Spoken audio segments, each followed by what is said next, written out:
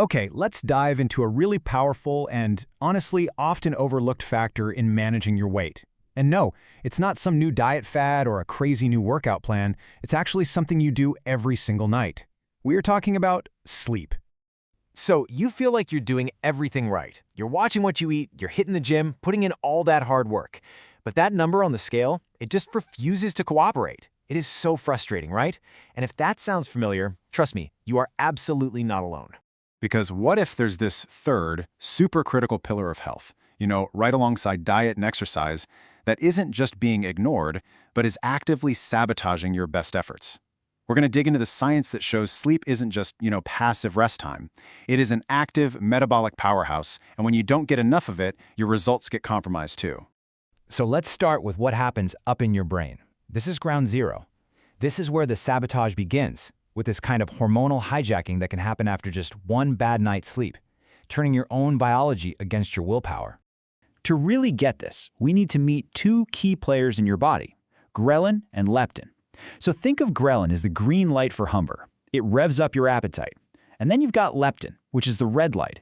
It's produced by your fat cells, and its job is to tell your brain, hey, we're good, we're full, you can stop eating now. When you're well rested, these two work together in this beautiful, perfect balance. But what happens when you're sleep deprived? Well, a huge study gave us the answer. Researchers took a group of healthy young men, and they only let them sleep for 4 hours. And the shift they saw was dramatic. That go hormone, ghrelin, it surged by 28%. Meanwhile, the stop hormone, leptin, totally plummeted by 18%. Your body is essentially screaming eat while kind of whispering you're full. So what's the net effect of all that? Well, the ratio of ghrelin to leptin, that hunger to fullness signal, it's skyrocketed by 71%. That's not a small nudge. That is a massive biological push toward eating more calories, and it has nothing to do with whether your body actually needs the energy. And what does your brain start to crave under this hormonal assault? Yeah, it's not broccoli and grilled chicken, I can tell you that. Studies show our appetite for those super calorie-dense, high-carb foods, the sweets, the salty snacks, the starches, it increases by a staggering 33 to 45%. Your tired brain is basically just looking for a quick and easy energy fix. And this is so important to hear. Reaching for that donut after a short night isn't some failure of your willpower. It's a biological ambush. Seriously. Brain scan studies, fMRIs, they confirm this. They show that when sleep-deprived people are shown pictures of junk food, the reward centers of their brains just light up like a Christmas tree. Lack of sleep literally enhances the pleasure-seeking drive to eat. But the problem goes even deeper than just cravings. This whole sabotage thing, it trickles all the way down to your individual fat cells. And what researchers at the University of Chicago discovered here? Well, it's a real eye-opener. 30%. I just want you to look at that number for a second. 30%. I mean, what on earth could drop by 30% inside your body after just a few nights of poor sleep? The answer? It's just astounding. It's the insulin sensitivity of your fat cells. After just 4 nights of sleeping only 4.5 hours, the ability of fat cells to respond to insulin plummeted by 30%. Now, to put that into perspective, that's a drop that's comparable to the difference between the cells of a lean person and the cells of someone who is obese. Your fat cells basically become metabolically drunk. The lead researcher, Dr. Matthew Brady, he put it really simply. We found that fat cells need sleep to function properly. This just completely shatters that old idea that sleep is just for the brain. It turns out your fat tissue is paying attention, and it desperately needs you to get some rest. Okay, so what happens when your fat cells get all insulin resistant? Well, it kicks off this really dangerous chain reaction. See, they can't do their main job anymore, which is to safely store fat.